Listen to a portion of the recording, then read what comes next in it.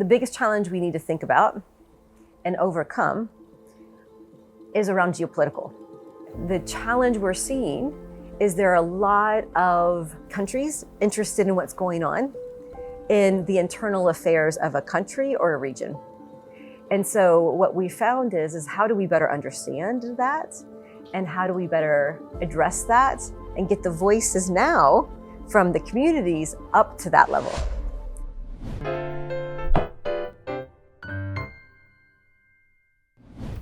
Hello everyone, my name is Ket Rapipat Sangwanpan. I'm the moderator and welcome everyone to SpearheadTalk Peace and Development Editions. So in this very first episode, I will outline how the peace and development is going throughout the world. And today in our first episode, we are going to talk one of the most prominent guests that we have. Please, everyone, welcome Martine. Thank you.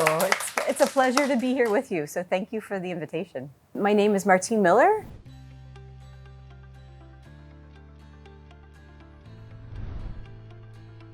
I come from a very small village in the middle of the United States. And I have worked on peace, human security, and development probably for about 25 years. So that gives a little information about my age. So can you please elaborate more about your professional background? Where do you work and which project are you working? Okay. At current, I'm working in support of the Rotary Peace Center that's situated at Chulalongkorn University here with you all. I started working with the center on and off as an instructor, and then as an interim director, and then as a deputy director, and then an acting director. So things have evolved for many years. From your past experience, what would be the most challenging one? It's changed over time. Okay. And it's because peace, human security, conflict development has changed over time. I would say in the past, the challenges were how do you get the voices of the communities to what we call track one level, right? Track one, okay. You've heard, I'm sure maybe you've heard this terminology before. You have different tracks. There's a track one, there's a track 1.5, and then there's a track 2. Those are different levels that you have to work across. So track 1 is looking at the national level, the more official diplomacy level. Track 1.5 is working between the diplomatic level and the official level and the community level. And then track 2 is more like the civil society community level. And in the past, the challenge was how do we support the community to engage more effectively with what's going on at the national level or at a peace process? Because at that time, most of the peace processes that were developed were designed for those that were fighting, that were holding weapons, and excluding the community's voice. And so that was one of the key challenges in the early days. Today, I would say the biggest challenge we need to think about and overcome is around geopolitical. Geopolitics. Absolutely, geopolitics, because you can have communities work very hard at the community level and do amazing things, and we see it every day. Like there are hundreds and thousands of things that communities are doing, a huge part led by and inspired by women and young people. But the challenge we're seeing is there are a lot of countries interested in what's going on in the internal affairs of a country or a region.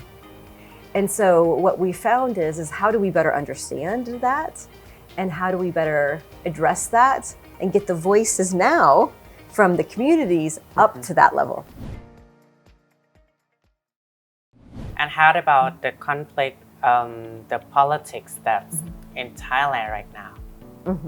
Do you have any comment or anything to say in these recent political conflict? Yeah. So I've watched for many years the developments in Thailand. Okay.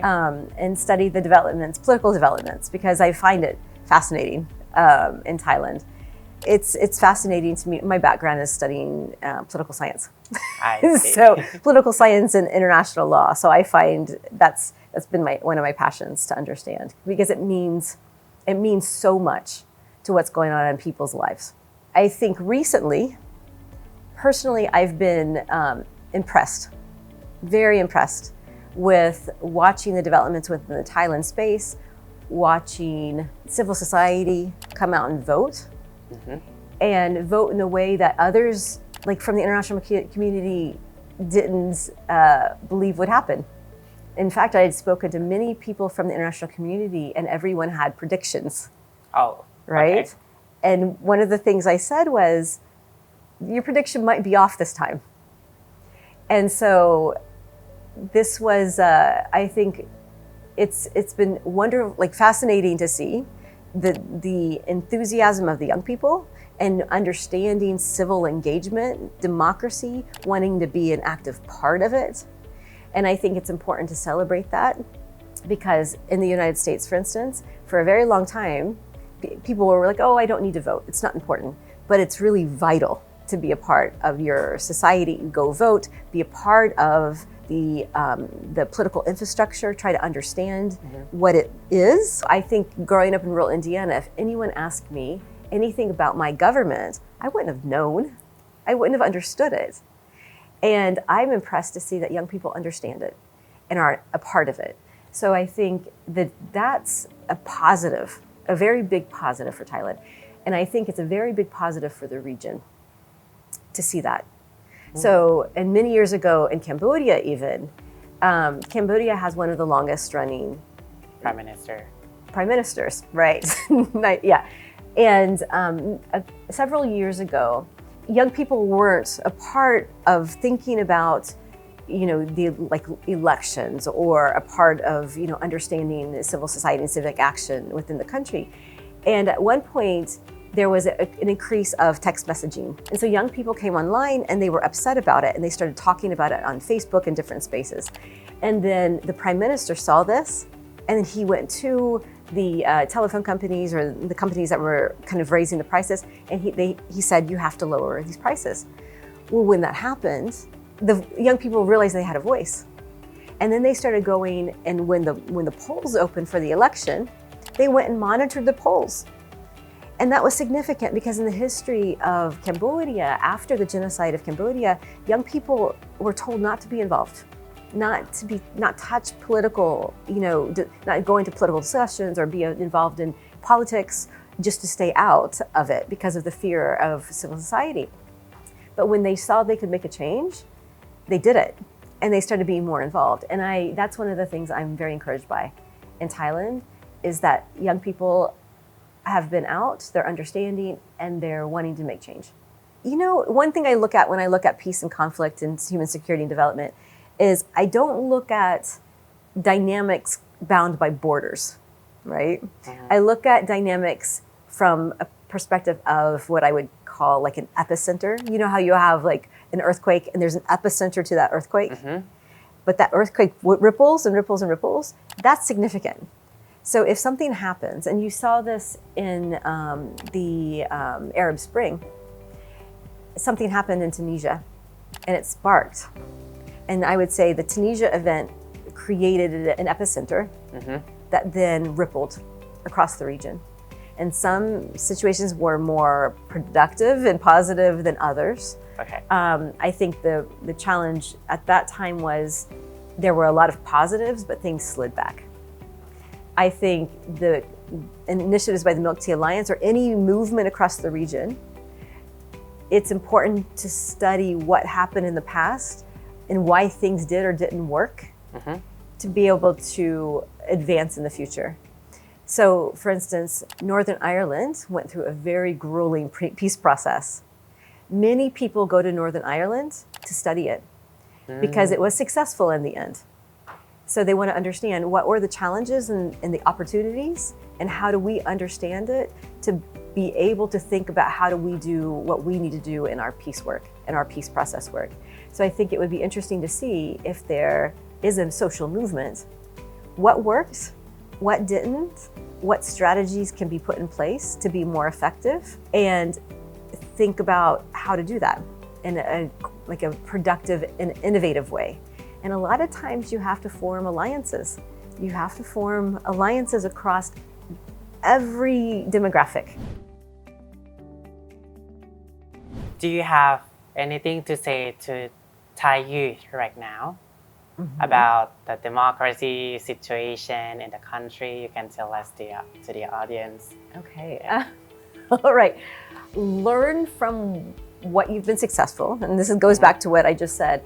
Learn from what you've what's been successful. Analyze where you are right now and where you want to go, and think about what steps you need to take in a collective action or by forming more alliances to implement those things in the future. Because there's such a great opportunity. I think you're at the point here where youth have been active, they've been passionate to continue forward and be thoughtful about it. Not be reactive to it, be thoughtful about it. Pause, breathe, and consider what next steps you need to take that will be productive and inclusive of everyone in society. Because there is a tendency to be have a generational divide. It's hard to move forward if you're not including everyone. Okay. So how do you form those alliances across the generations to be able to move forward and to reflect on those? I don't know if I was as articulate as I would have liked to have been with that, but I personally am really impressed by all the things that have been happening and the enthusiasm and the passion. There's a lot of opportunity. I would say the biggest thing is, from my perspective, is how to effectively form more alliances, communicate together, think forward together, because you can't leave people behind. When you leave people behind, that's where the problems generate. Do you have anything to say to all of them who is interested in the peace building or are working in the peace building process? I have a friend in Thailand named Venerable Nipan. We joke he's my little brother because I'm a little bit older than he is. And he often uses peace in one's hands begins in one's heart. Okay. And so it's about everyday action. I think we often think about peace programs and peace projects and all of these things that we've written proposals for and we have budgets for, and that's peace building. But for me, over the years, I think the biggest impact you can frequently make is on your neighbor. Is what support can you give to your neighbor? What support can you give to your mother, your sister, your brother, when someone is in need, and you might have the opportunity to provide help, and that changes people. In my life, I've had situations where I've been having a hard time, and someone does something small without even realizing it. And that I reflect on, and I'm like, that's where peace sits, is someone taking a little bit of extra care and saying something kind. Or, I had my alarm clock broke and I had to be up early one morning in Afghanistan. And I said to my work colleague, do you have an alarm clock I can borrow? And I had walked out of the room, and I walked back into my room, and she put an alarm clock on my pillow and she set the time for me.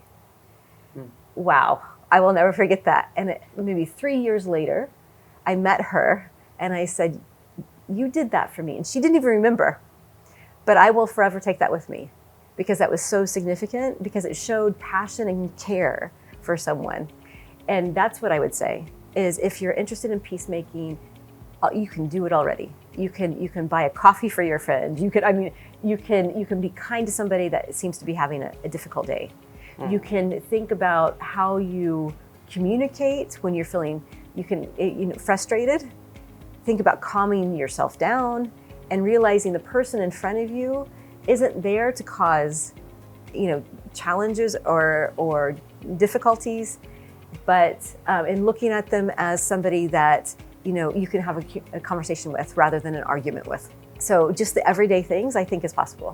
And then if you're interested in doing more, think about what is it that my community needs? Who do I speak to in my community that would, we could think of ways of collaborating to design different types of actions or projects that can be broader and we can implement together.